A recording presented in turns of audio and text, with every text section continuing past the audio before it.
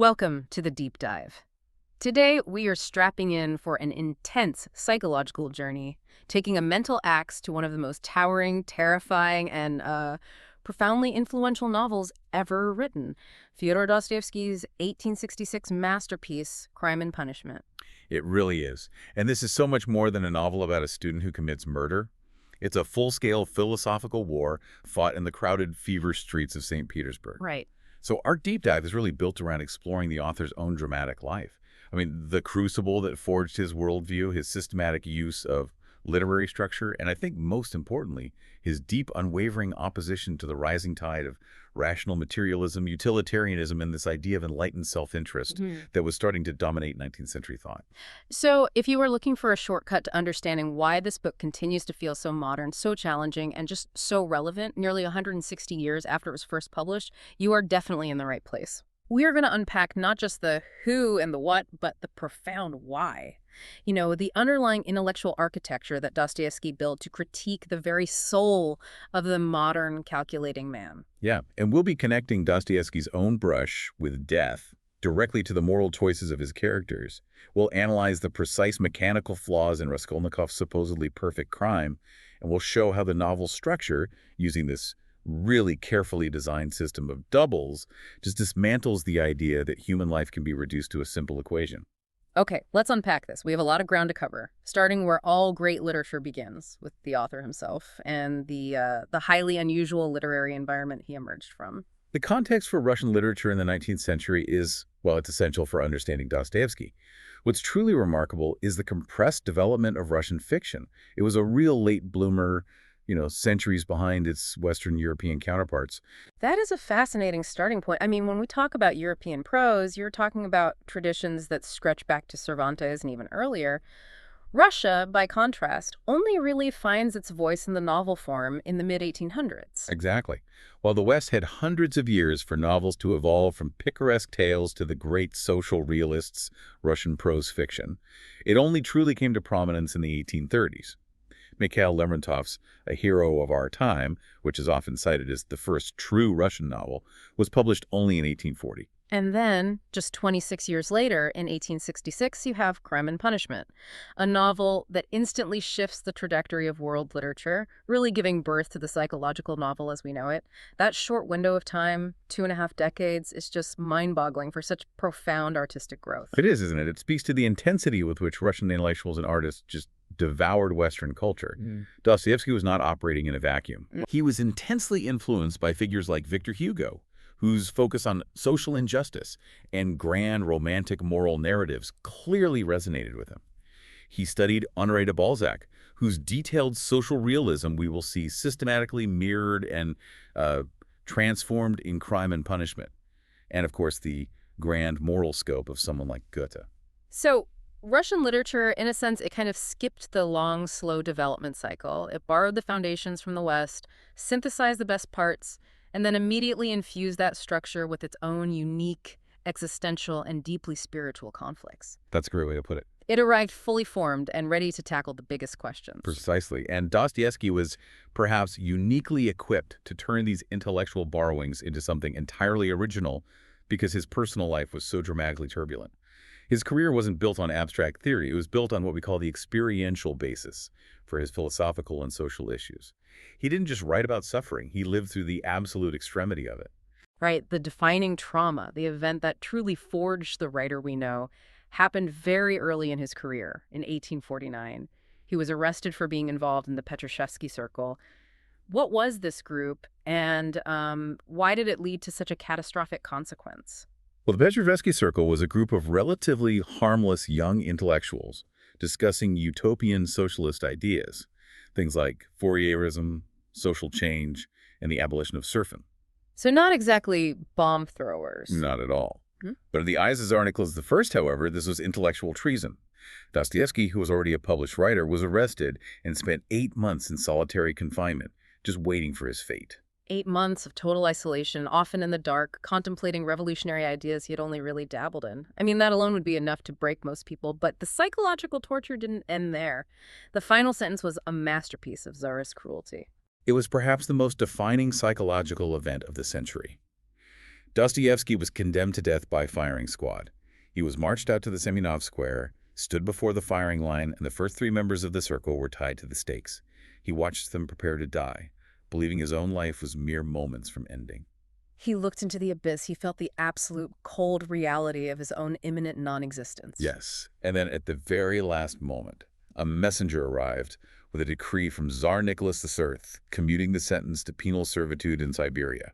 It was a staged execution designed to inflict maximum psychological terror. Wow. So he went immediately from staring at the face of his own death to being shackled and sent into 4 years of hard labor in a Siberian katorga, or prison camp, followed by 6 years of enforced military service in exile. That experience fundamentally shifted his moral and religious compass, didn't it? The difference between the idealistic utopian socialist who was arrested in 1849 and the intense, God-obsessed, anti-Western novelist who wrote Crime and Punishment 16 years later is just immense. It is the gap between abstract theory and the brute reality of human nature under duress. In Siberia, Dostoevsky was exposed not just to the worst criminals, murderers, thieves, but to the profound spiritual life of the common Russian people, which was rooted in Orthodox Christianity, self-sacrifice, and an acceptance of suffering. Right. He saw the failure of his own previous rationalist leanings. This is why his characters are constantly negotiating the chasm between the cold logic of the mind and the irrational spiritual demands of the heart. He had lived that negotiation on the edge of the grave. And even the writing of Crime and Punishment itself was a struggle against the very materialist forces Dostoevsky critiqued. He wasn't wealthy. He was constantly pursued by creditors. Oh, he was habitually in debt, a characteristic that afflicts Raskolnikov, Marmeladov, and many others in his novel. Crime and Punishment began its serial publication in 1866, but the actual writing process was violently interrupted.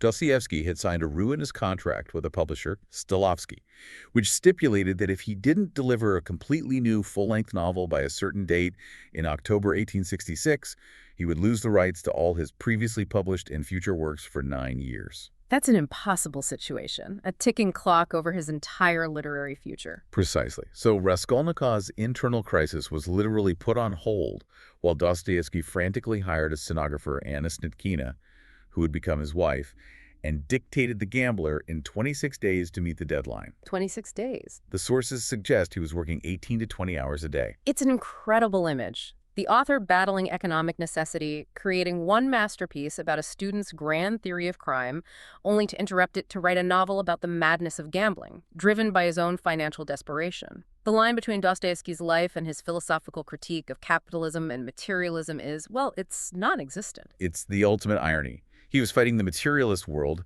to ensure he could complete his spiritual attack on the materialist world. And that struggle brings us directly to the novel's central purpose. This book is fundamentally a philosophical tool. Dostoevsky didn't write it to entertain. He wrote it, as we understand, as a parable for his time. Absolutely. The novel's primary purpose was to function as a critique, a warning, intended to turn his Russian contemporaries away from what he called the false materialist view that he feared was infiltrating Russia from Western Europe. He saw this purely rationalist worldview as soul-destroying. What were the specific ideas that Dostoevsky found so toxic? He was targeting the holy trinity of 19th century rationalism, socialism, utilitarianism, and enlightened self-interest. These philosophies essentially argue that human motivation can be understood and calculated purely based on material conditions, collective welfare, or purely rational self-maximization. Which Dostoevsky found horrifying. Yes, because it removed the irrational, the compassionate, and the spiritual from the human equation. And his counter-argument is explicitly religious, isn't it? It is. He grounds his rejection of rational calculation in a deeply Christian understanding of human nature, one defined by compassion, humility, and self-sacrifice. His moral model is the suffering servant, model after Jesus Christ, which is the exact opposite of the self-maximizing exceptional man. Enter Rodion Romanovich Raskolnikov. He is the intellectual guinea pig, the man who attempts to live purely by the cold, materialist logic Dostoevsky is attacking. Raskolnikov, a gifted but impoverished law student, builds his infamous theory of transgression entirely on these Western rational principles. He divides humanity into two classes: the ordinary men who must obey laws and morality, and the extraordinary men, the future makers, the Newtons and Napoleons, who have the right to step over conventional moral boundaries, even to commit murder, if it serves a greater necessary purpose. So it's utilitarian murder. He believes his actions can be calculated for the greater good. It is pure utilitarian calculus. His victim is the pawnbroker, Eliona Ivanovna. He doesn't see her as a person. He sees her as a negative sum in the utilitarian equation. He calls her a stupid, senseless, worthless, spiteful, ailing old woman, not simply useless, but doing actual harm. This is where Dostoevsky shows the insidious nature of this kind of thinking. Raskolnikov manages to rationalize the absolute violation of the moral law by arguing that removing this single, vile, noxious insect and using her money for good, say, funding his own education or helping his family, would be an atonement for 40 sins. Right. He believes the outcome justifies the act. He feels no moral compunction beforehand because intellectually he has solved the problem. The world is better off without her, and with her money directed elsewhere. The problem, as Dostoevsky illustrates so brilliantly, is that the human psyche simply does not function like a spreadsheet. The soul rebels. And that takes us to the other characters who embody these rationalist ideologies. Peter Petrovich Luzhin, Dunya's self-satisfied, pragmatic fiancé, is the perfect foil to Raskolnikov's intellectual revolutionary theory. Luzhin represents the mundane, self-serving application of these ideas. Luzhin is the man of business, the successful opportunist. He is pure enlightened self-interest, stripped of Raskolnikov's revolutionary idealism. He uses the language of science and economics to justify his selfishness. He argues that science dictates that self-love must come above all else. And he presents this idea through that rather ridiculous yet deeply revealing whole coat analogy. It's a beautifully cynical piece of rhetoric, isn't it? Luzhin argues that if I successfully pursue my own wealth, ensuring my coat remains whole, I am, by economic extension, contributing to the greater welfare. In his view, the dedicated pursuit of personal exclusive wealth naturally leads to better organized common welfare for all. And anything else is just sentimental nonsense. Exactly, obscured by idealism and sentimentality. What's crucial here is that Dostoevsky portrays Luzhin as profoundly despicable. His theoretical justification for self-interest immediately translates into petty, calculating cruelty, especially towards Dunya, who he wants to marry precisely because she is poor and thus will be entirely dependent on him. It shows the moral outcome of a purely rational, self-interested life. And that's where Dostoevsky throws in a fascinating counterpoint. Andrei Semyonovich Lebeziatnikov, Luzhin's roommate. Lebeziatnikov represents the utopian strain of socialism, the naive, sometimes foolish idealist. He's the one who's ready to clean cesspools and defends the right of commune members to enter any room because of communal ownership. That's him. He seems almost like a caricature, destined to be mocked. And Dostoevsky often used characters like him to mock the excesses of radical youth. But in a vital turning point later, this seemingly silly, overly progressive character was capable of moral clarity and courage. It's interesting. Yeah, his simple, albeit naive, commitment to communal progress ultimately places him on the side of moral truth, witnessing and exposing Luzhin's viciousness. This complicates the simple anti-socialist argument, suggesting that even progressive idealism, however muddled, can retain an ethical center that pure self-interest, like Luzhin's, lacks. Let's circle back to Raskolnikov's core theory, the exceptional man who is above the law. When we read this today, it screams of a concept that would become famous decades later, the Übermensch, or overman, articulated by Friedrich Nietzsche. Dostoevsky was absolutely engaging with this emerging philosophical type, the gifted individual who defies established order, even before Nietzsche formally coined the term in the 1880s with "Thus Spoke Zarathustra." Raskolnikov's article on crime outlines this necessary transgression, giving the extraordinary man the right to step over moral constraints. So Dostoevsky is essentially writing a preemptive critique of Nietzschean nihilism and the doctrine of the will to power. He is showing what happens when a human being actually attempts to embody that idea. The Nietzschean Übermensch is supposed to possess a superhuman will, ignore conventional morality entirely, and possess unimpeachable health. Raskolnikov fails on every single count, proving he is exactly the ordinary man he sought to escape. How does Dostoevsky show this failure so spectacularly? Well, first, the will fails. Raskolnikov performs the murder with what is described as a monomania that makes the act practically involuntary. He is not acting at a cold, superior command. He is acting in a feverish fog. Second, the health fails. He spends the aftermath raving in delirium, sick, starving, and incapable of thinking rationally.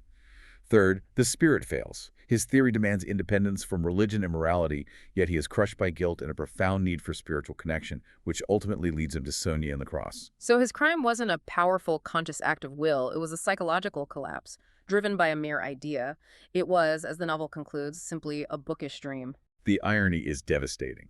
He wanted to be Napoleon, but he ended up being a psychologically fractured student undone by a fever and a ragged sock.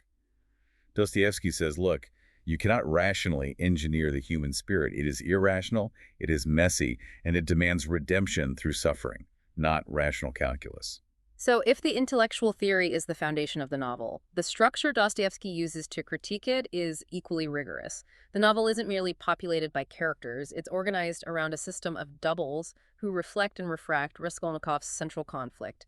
And this system is derived directly from French realism. That's where the influence of Balzac, specifically Pere Goriot, becomes systematic.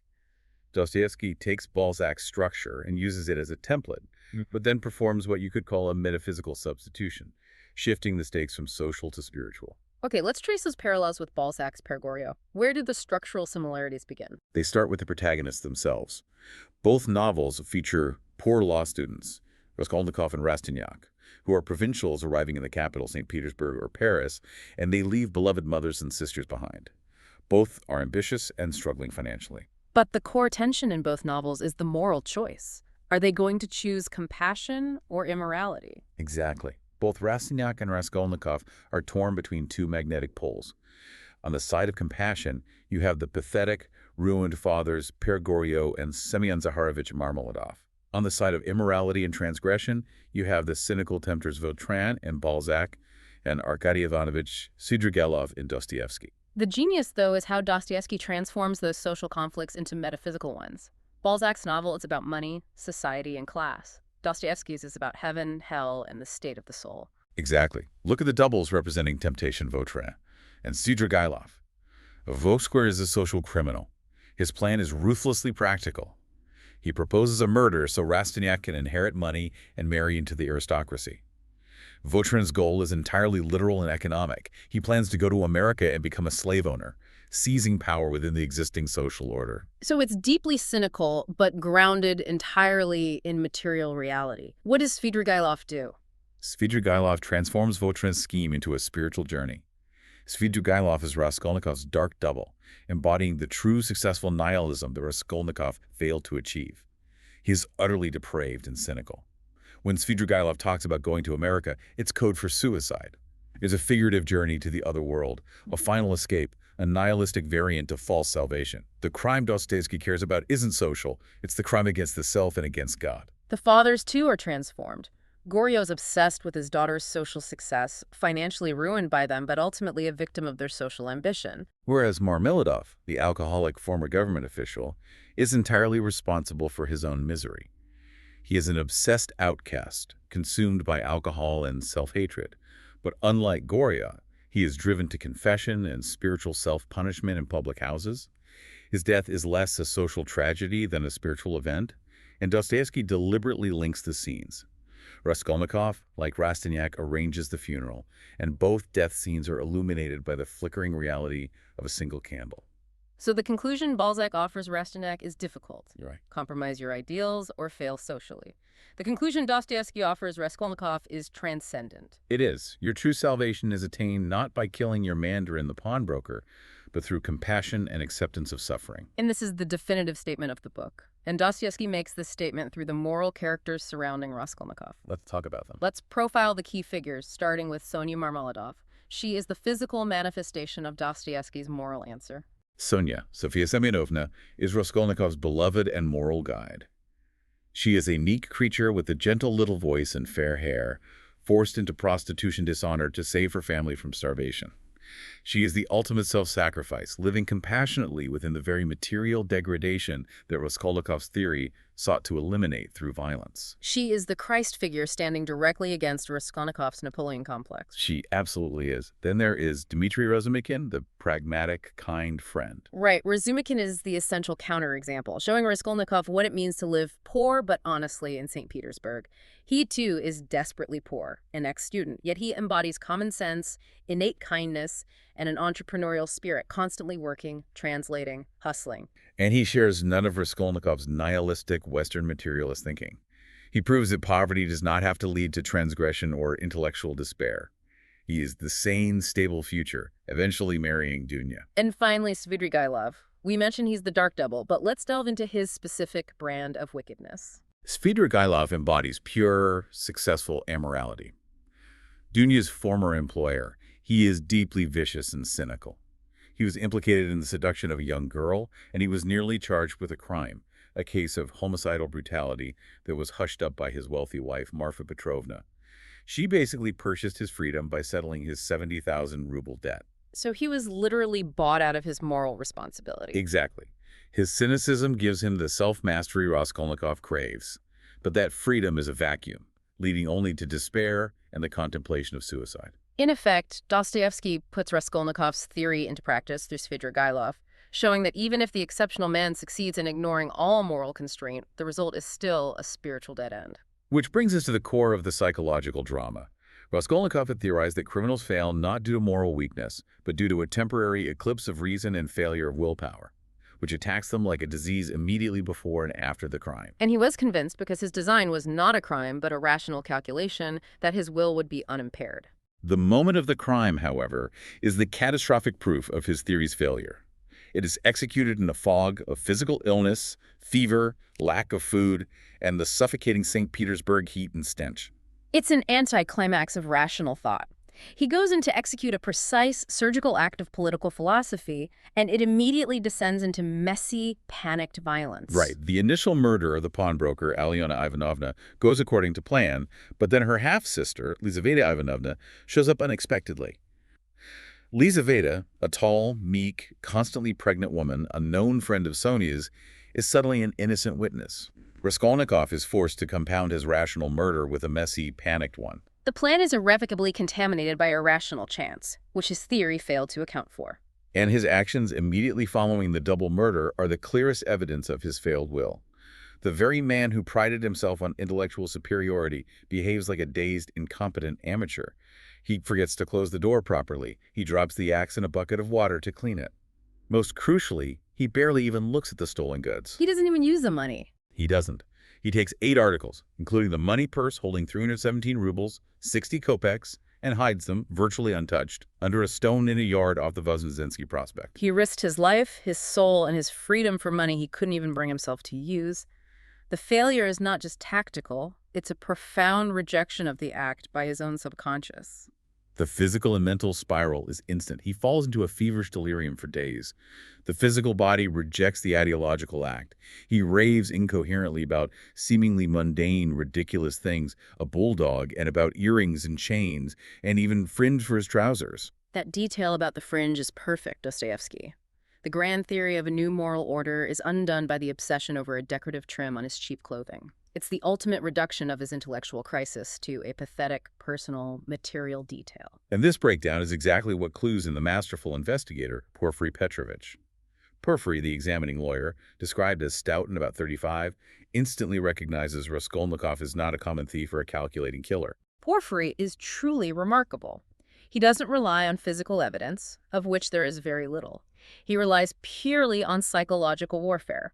He realizes that Raskolnikov's case is a special case, a crime of philosophy, not the general case that the legal system is built to handle. His strategy is a stroke of genius, based on his Sevastopol siege analogy.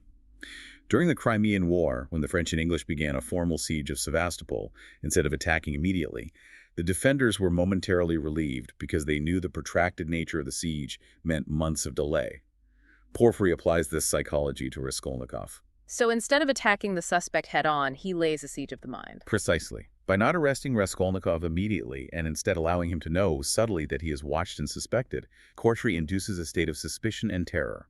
He knows this intellectual criminal, driven by arrogance and theory, will be forced by his own temperament to either confess or, more likely, make a clear, self-incriminating mistake. Porfiry's core argument is that the criminal's temperament betrays him. All the paleness, the strange behavior, Raskolnikov coming to the police station seemingly for no reason, asking about the crime, his attempts at playful wit, it's all part of the psychological breakdown. It is. The clever man, trying to lie in the cleverest fashion, ends up fainting or giving himself away because he didn't reckon on his temperament. It's the battle of the wills, and Porfiry knows that Raskolnikov's intellectual pride is his weak point. The pressure Porfiry applies is designed to make Raskolnikov's cherished theory destroy him. But before Raskolnikov breaks, the police arrest a false confessor, which provides Dostoyevsky with another fascinating cultural detour, the painter Nikolai Dementiev, or Mikulka. Right, Mikulka. This is an extraordinary detail. He is arrested after trying to hang himself, and he confesses to the murder. Why? Mikulka, a member of the Old Believers sect, is seeking to take his suffering upon himself. A profound, non-rational, culturally Russian impulse rooted in melancholy and fanaticism. He confessed to a terrible crime he didn't commit simply because he wanted to endure suffering, which he views as spiritually cleansing. Yes. This impulse, the love of suffering for its own sake, which Dostoevsky saw as deeply ingrained in the Russian soul, is utterly alien to Raskolnikov's westernized, rational calculus. Porfiry, the master psychologist, immediately dismisses Mikulka's confession. He knows Mikulka's motive is spiritual, whereas Raskolnikov's motive was intellectual.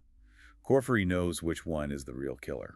So Dostoevsky sets up two forms of failure: Raskolnikov's failure of transgressive theory and Mikulka's failure of fanatical altruism.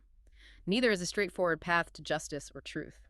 As Raskolnikov is tortured by Porfiry's siege, Dostoevsky brings in external events that further dismantle the cold, rationalist world Raskolnikov attempted to build around himself. The novel becomes a whirlwind of chaos, pity, and intense emotional reality. The first major tragedy is the end of the Marmeladov family, which is one of the most agonizing, heart-wrenching episodes in all of literature. It is sheer, brutal realism, infused with spiritual pride. Marmeladov is run over by a carriage and brought back, dying, to his wretched lodgings in Kozel's house.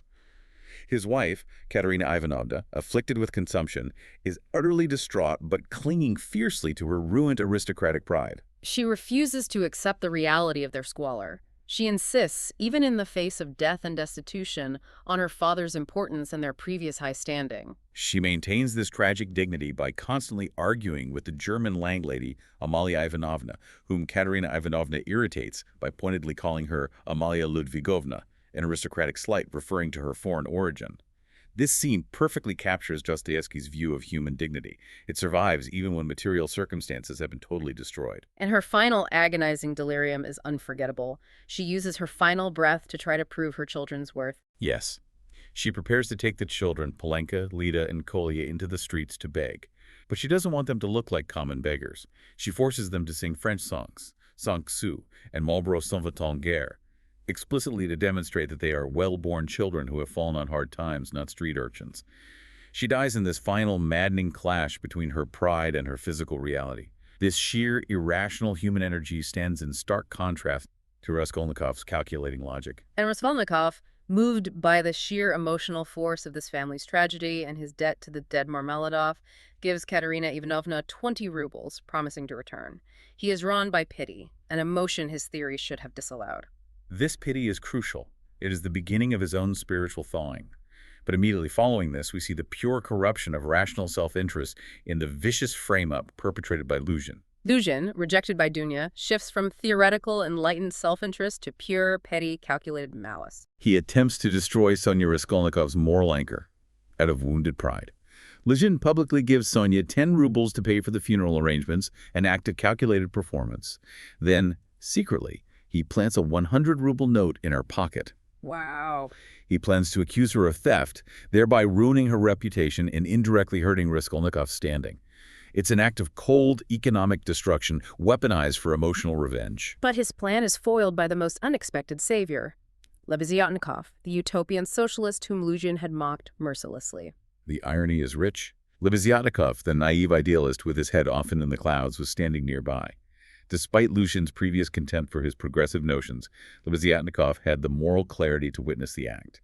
He exposes Luzhin, swearing an oath that he saw the note planted in Sonia's pocket. So even confused idealism can serve justice better than calculating self-interest? In this case, yes. The final external event that forces Raskolnikov's hand is the dramatic confrontation involving Svidrigailov. Svidrigailov, Raskolnikov's successful, cynical double, had been secretly listening to Raskolnikov's confession to Sonia from the empty room next door. So he knows everything. He does. And he confronts Dunya, hoping to force her into a relationship. Dunya, prepared, shoots at him with a small three-barrel revolver, grazing his temple. When he realizes, through this violent rejection, that her love and moral clarity mean she will never submit to him, his last hope for human connection dies. He gives her the key and lets her escape. This is his strange, violent moment of grace.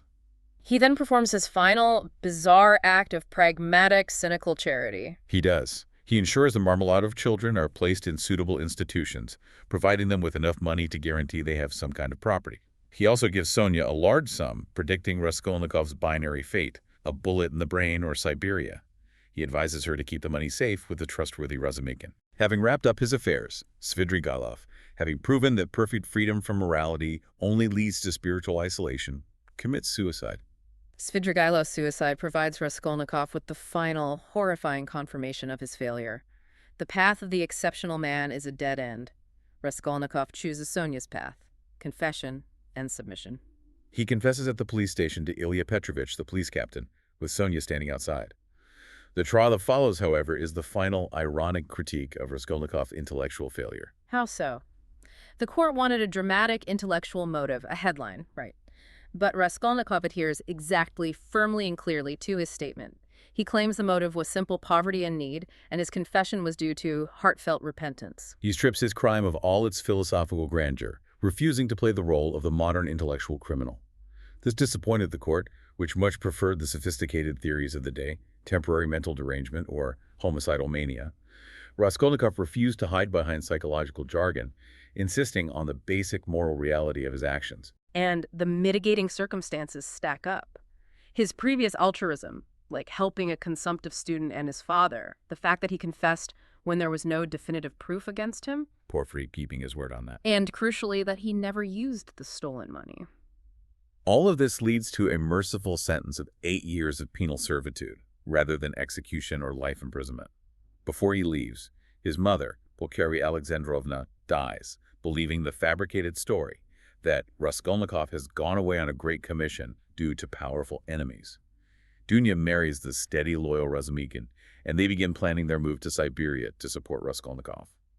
The novel ends with the promise of a new life built on compassion, not theory. But the suffering in Siberia, the final stage of Raskolnikov's transformation, isn't immediately moral suffering. It's suffering rooted in his intellectual pride. This is the most profound part of the conclusion. In the prison camp, he is not suffering because of the murder itself. He still rationalizes that the old woman was a vile, noxious insect. He's ashamed of his failure. He feels shame at his submission to the idiocy of the sentence, at having been proven an ordinary man. He holds on to his theory to the very end. But those men succeeded, and so they were right, and I didn't, and so I had no right to have taken that step. He still believes the right person, the true, exceptional man, could have done it successfully. His conscience is wounded, but his pride is what keeps him from repentance. It is only when he is physically ill, and he sees Sonia, his silent, steadfast observer, that the final spiritual breakthrough occurs. He realizes that life had stepped into the place of theory. The abstract principles of the overman collapse before the infinite, concrete reality of Sonia's love. Wow. This recognition of compassion, humility, and human connection, finally accepted after years of intellectual resistance, marks the beginning of his spiritual resurrection. He realizes his crime was not a noble, rational act, but a catastrophic philosophical miscalculation. He had sought freedom and power through transgressive violence and found only shame and isolation. He only finds peace and the promise of a future by submitting to the spiritual reality his theory had vehemently denied. So we have traced Dostoyevsky's systematic dismantling of rational materialism, following Raskolnikov's theory from its intellectually gifted inception to its psychological collapse under the weight of guilt and the irrational power of compassion. The novel is a masterpiece because it refuses the neat answers offered by economic or social theory. The complexity of these characters, Sonia's redemptive sacrifice, Marmeladov's confession, Svidrigailov's cynical charity, it all affirms that messy, chaotic, and fundamentally spiritual nature of humanity that Raskolnikov's cold logic had sought to exclude. It is Dostoyevsky's argument that you cannot reduce human life to an equation. And that profound depth leads us to our final provocative thought. Raskolnikov's realization in the epilogue is rooted less in moral remorse than in a feeling of intellectual and political failure. But those men succeeded, and so they were right, and I didn't, and so I had no right to have taken that step. So we ask you this: does the spiritual resolution, where Raskolnikov finds peace only through submission and love, truly reject the idea of the exceptional man? Or does it merely confirm that Raskolnikov himself was simply too human, too sentimental, too capable of compassion to ever embody the theory he cherished? Is Dostoevsky proving the theory is wrong, or is he simply confirming that Rodeo was the wrong man for the theory? That's something to mull over the next time you encounter a cold, rational argument for an impossible social change. Thank you for joining the deep dive.